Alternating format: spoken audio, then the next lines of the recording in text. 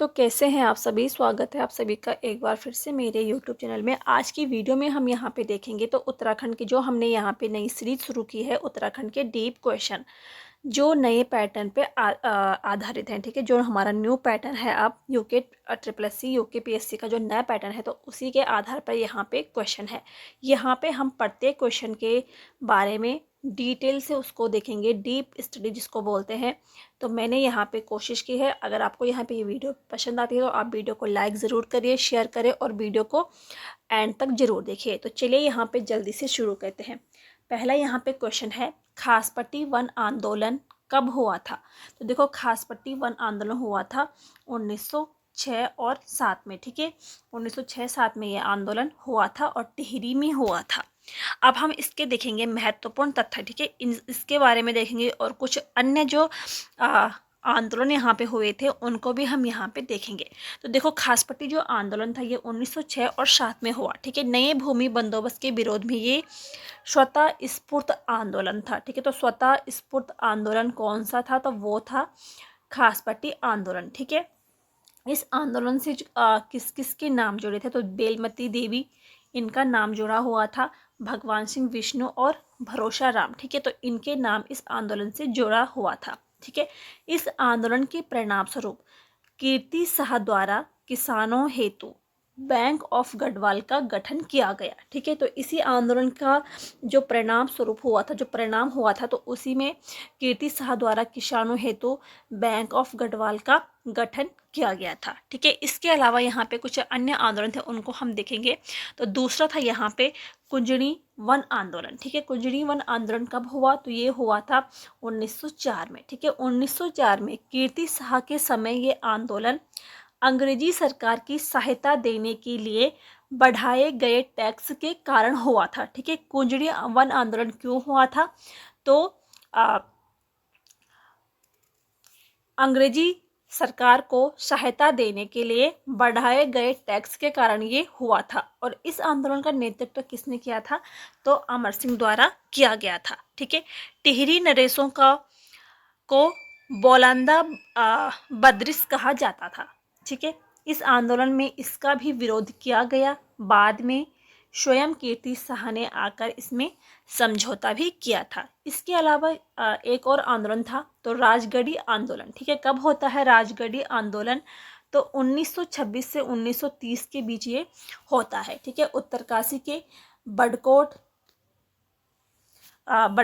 का जो पुराना नाम था राजगढ़ी। ठीक है, तो राजगढ़ी में ये आंदोलन होता है। और राजगढ़ी किसका पुराना नाम था, तो उत्तरकाशी के। ठीक है, उत्तरकाशी के बडकोट का पुराना नाम था राजगढ़ी, तो वहाँ पे ये आंदोलन होता है, तो इसीलिए इसको राजगढ़ी आंदोलन कहा गया था 1926 में। ठीक है, 1926 में working plan of Tehri state नामक कड़ा बंदोबस्त लाया गया, जिसे वन बंदोबस्त 1929 के नाम से जाना लगा। ठीक है, तो इसको 1929 के नाम से जाना जाता था। ठीक है, इसके अलावा इसके जो सृजनकर्ता थे तो पद्मदत्त रतूड़ी थे, जो कि एक वन अधिकारी थे। और इस वन बंदोबस्त के विरोध में आजाद पंचायत खड़ी की गई थी। ठीक है, तो इसी आंदोलन का जो परिणाम था, तो 30 मई 1930 को रवाई कांड कहलाया। ठीक है, यानी कि जो यहाँ पे राजगढ़ी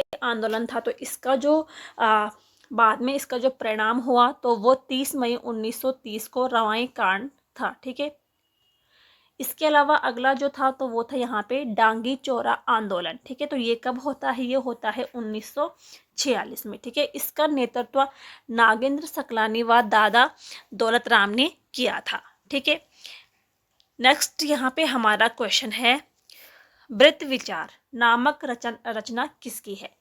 तो ये जो वृत्त विचार जो रचना है, तो ये सुखदेव मिश्र की है। ठीक है, और फतेहपति शाह के शासनकाल की ये रचना है। देखो, यहाँ पे हम देख लेते हैं, जो फतेहपति शाह थे इनके शासनकाल के कुछ अन्य रचनाएं थी, इनसे भी क्वेश्चन बन जाते हैं। तो देखो, यहाँ पे थी एक जटाधर या जटाशंकर। ठीक है, तो इनकी रचना कौन सी थी, तो फतेह शाह कर्ण इनकी रचना थी। ठीक है, दूसरी थी यहाँ पे रामचंद्र कडियाल, तो फतेह शाह या फतेह शाह यशोवर्मन, ठीक है, या यशोवर्मन भी इसको कई किताबों में लिखा गया है। तो ये किसकी रचना थी? रामचंद्र कंडियाल की, ठीक है। एक थी यहाँ पे रतन कबीर, जिनको छेमराज भी कहा गया है, तो फतेह प्रकाश इनकी रचना थी। दूसरे थे यहाँ पे सुखदेव मिश्र, ठीक है। तो ये जो सुखदेव मिश्र थे, तो इनकी कौन सी रचना थी? तो वृंत विचार, ठीक है। एक थे यहाँ पे मातेराम, ठीक है। तो मातेराम इनकी जो रचना थी तो वृद्ध कौमुदी, ठीक है, वृद्ध कौमुदी। और एक और इसको एक और थी छंदसार पिंगल, ठीक है। तो ये मातेराम की रचना थी। तो ये सभी जो थे ये फतेहपति शाह के दरबारी कवि थे। इसके अलावा जो यहाँ पे मातेराम थे, तो मातेराम ने फतेहपति शाह की तुलना छत्रपति शिवाजी से की है। और रतन कवि ने फतेहपति शाह को हिंदुओं का रक्षक, सील का सागर, ठीक है, ये कहा है रतन कवि ने, ठीक है। तो ये जो सभी थे ये फतेहपति शाह के दरबारी कवि थे। इसके अलावा जो फतेहपति शाह थे, इनका जो शासनकाल था, ठीक है, इनका शासनकाल था 1664 से लेके 710 ईस्वी तक इन्होंने यहाँ पे शासन किया था, ठीक है। और ये पंवार वंश के 49वां ये राजा था। इसकी जो संरक्षिका थी राजमाता कटोची देवी थी। फतेहपति शाह मुगल बादशाह औरंगजेब के समकालीन थे और इसके शासनकाल को गढ़वाल का स्वर्णयुग कहा जाता है, ठीक है। इसके अलावा फतेहपति शाह को गढ़वाल का शिवाजी भी कहा जाता है। अगला यहाँ पे हमारा क्वेश्चन है, नेपाल पर आक्रमण करने वाला प्रथम चंद राजा कौन था? तो वो था यहाँ पे भारती चंद, ठीक है। जबकि दूसरा राजा कौन था? देखो, नेपाल पर आक्रमण करने वाला प्रथम चंद्र शासक कौन था? भारती चंद। और दूसरा कौन था? तो वो था यहाँ पे उद्योग चंद, ठीक है।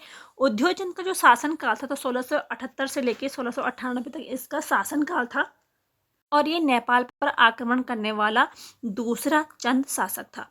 अब इसके बारे में थोड़ा यहाँ पे महत्वपूर्ण फैक्ट यहाँ पे देखते हैं।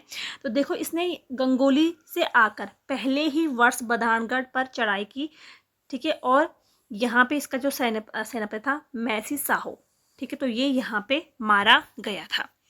इसके बाद इसने 1679 में, ठीक है, 1679 में इसने उद्योग चंद ने बधानगढ़, लोहाब, चांदपुर गढ़ को भी इसने जीत लिया था।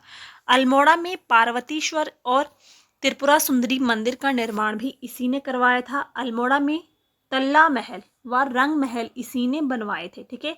तराई में आमों के बगीचे भी लगवाए थे। इसके बाद रुद्रदत्त पंत ने, ठीक है, उद्योग चंद को तपस्वी शासक कहा है, ठीक है।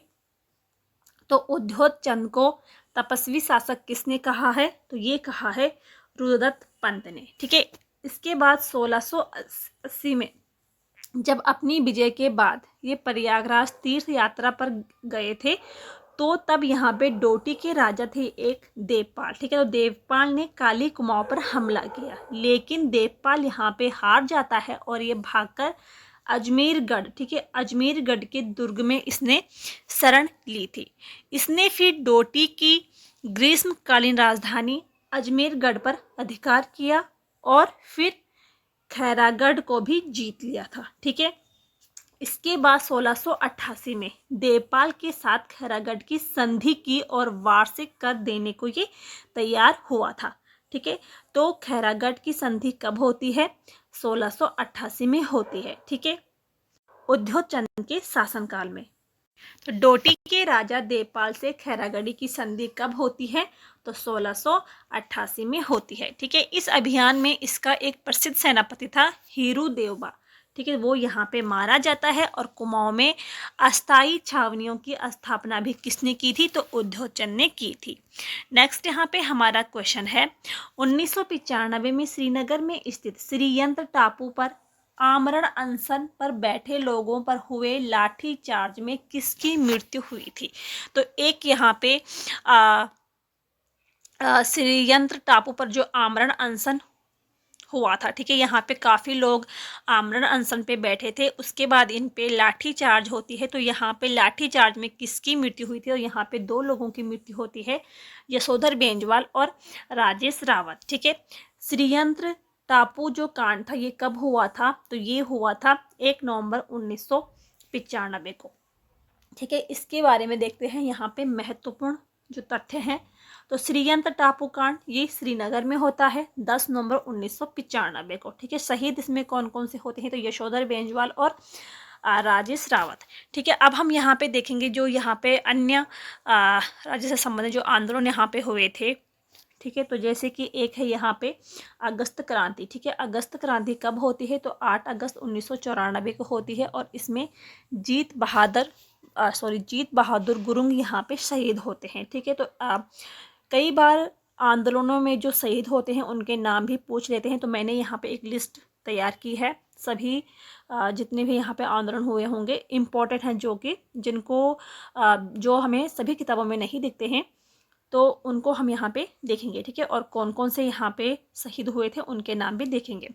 उसके बाद यहाँ पे होता है खटीमा कांड। ठीक है, खटीमा कांड होता है 1 सितंबर 1994 को। तो इसमें शहीद होते हैं प्रताप सिंह, सलीम अहमद, भगवान सिंह, धर्मानंद भट्ट, गोपीचंद, परमजीत और रामपाल भुवन सिंह। ठीक है, तो ये सभी होते हैं खटीमा कांड में शहीद। इसके बाद यहाँ पे होता है फिर मसूरी कांड। ठीक है, 1 सितंबर 1994 को खटीमा कांड होता है और 2 सितंबर 1994 को मसूरी कांड होता है। तो इसमें शहीद होते हैं बेलमती चौहान और हंसा धनाई।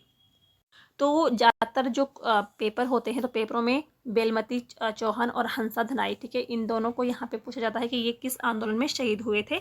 तो ये मसूरी कांड में होते हैं। 2 सितंबर 1994 को ये कांड हुआ था। इनके अलावा यहाँ पे कौन कौन से शहीद हुए हैं, तो राय सिंह बंगारी, धनपत सिंह, मदन मोहन महंगाई, बलवीर सिंह नेगी, जेठू सिंह और उमा शंकर त्रिपाठी। ठीक है, जो उस टाइम पे डीएसपी थे। ठीक है, उमा शंकर त्रिपाठी। तो ये जो सभी शहीद हुए थे तो मसूरी कांड में हुए। इसके बाद यहाँ पे होता है मुजफ्फर कांड। ठीक है, मुजफ्फर जो कांड था इसको रामपुर तिरहा कांड भी इसको कहा गया है। ये कब होता है, तो 2 अक्टूबर 1994 को ये होता है और इसमें जो शहीद हुए थे तो सूर्य प्रकाश थपलियाल, राजेश लखेड़ा, रविंद्र सिंह रावत, सत्येंद्र चौहान, गिरीश भद्री, अशोक कुमार केसिव और राजेश नेगी। ठीक है, तो ये जो सभी हैं ये मुजफ्फर कांड में शहीद होते हैं।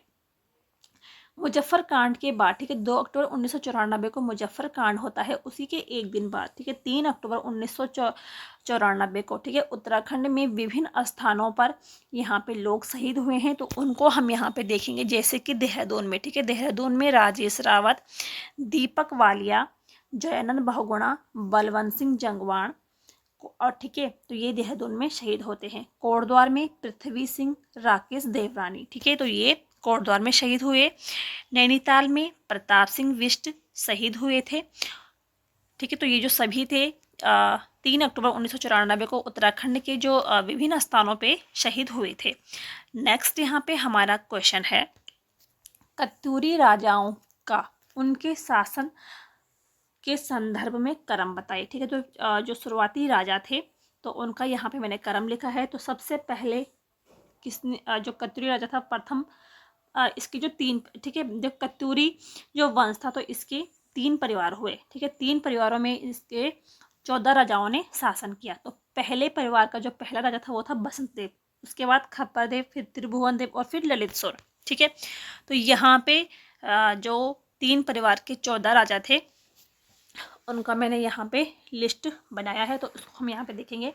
तो सबसे पहले शासन किया था यानी कि राजा बनता है बसंत देव। ठीक है, उसके बाद बसंत देव का पुत्र यहाँ पे राजा बनता है, लेकिन इसका नाम जो है वो जो भी यहाँ पे लेख होंगे, ताम्रपत्र लेख हो या कोई भी यहाँ पे लेख है, तो इसका जो पुत्र था उसका नाम यहाँ पे मिट चुका है। लेकिन बसंत देव के बाद यहाँ पे उल्लेख मिलता है कि उसके पुत्र ने यहाँ पे शासन किया होगा। ठीक है, उसके बाद यहाँ पे खप्पर देव फिर बनते हैं राजा त्रिभुवन राज। ठीक है, फिर यहाँ पे बनते हैं निम्बर देव। ठीक है, तो निम्बर देव जो था ये दूसरे परिवार का राजा था। ठीक है, जो कत्यूरी वंश का दूसरा परिवार था। उसके बाद ईष्टगण, फिर ललित देव, फिर भूदेव।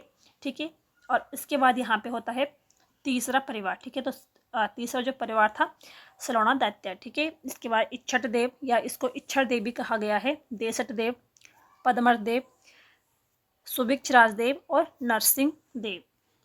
तो ये जो 14 राजा थे ये कत्यूरी वंश के 3 परिवारों के ये राजा हुए। तो ये थे यहाँ पे आज के क्वेश्चन। उम्मीद है आपको यहाँ पे वीडियो पसंद आई होगी। पसंद आई हो तो लाइक ज़रूर करिए, शेयर करें और चैनल को सब्सक्राइब ज़रूर करिए। तो मिलते हैं नेक्स्ट वीडियो में, तब तक के लिए थैंक यू।